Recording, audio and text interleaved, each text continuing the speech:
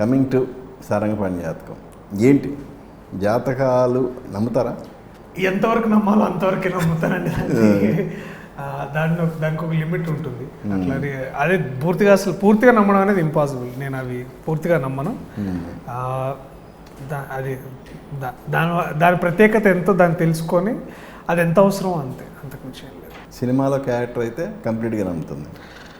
సినిమాలో మర్డర్ చేయమన్నా కూడా చేస్తాం కదా సార్, ఇంకేముంది. సో క్యారెక్టర్ నమ్మడమే కదా సార్ నటుడి పని. సో అంతే.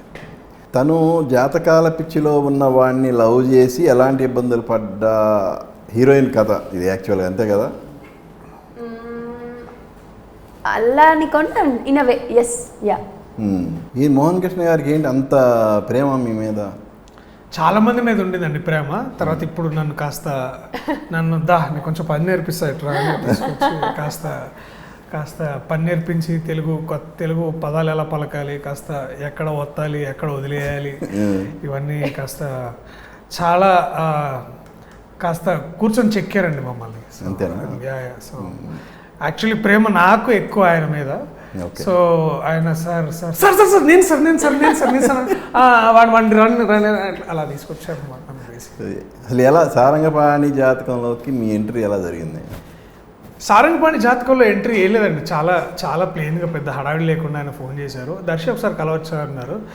నేను ఇట్లా ఆతం సార్ అనుకుంటే నేను దొరికినా పోయి. సో ఇదే పక్కన ఆఫీస్లో అంటే ఇదే బిల్డింగ్లో పక్కన కథ చెప్పి నీకు నచ్చితే చేస్తావు అని అడిగారు. సార్ చెయ్యడమా?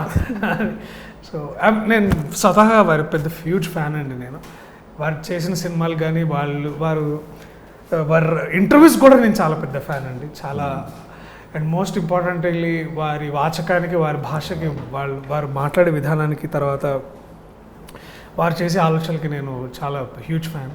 సో ఎప్పటి నుంచో అడుగుతున్నాను సార్ నేను మీతో పని చేయాలని. యా దట్ విల్ సీ అనేవాడు ఎప్పుడు. సో అట్లా మొత్తానికి లాస్ట్ ఇయర్ అంటే జనరల్గా ఆయనకి తెలుగు సినిమా, ఇండియన్ సినిమా అనే కాదు, టోటల్గా వరల్డ్ సినిమా మీద కూడా మంచి అవగాహన ఉంది. ఎస్.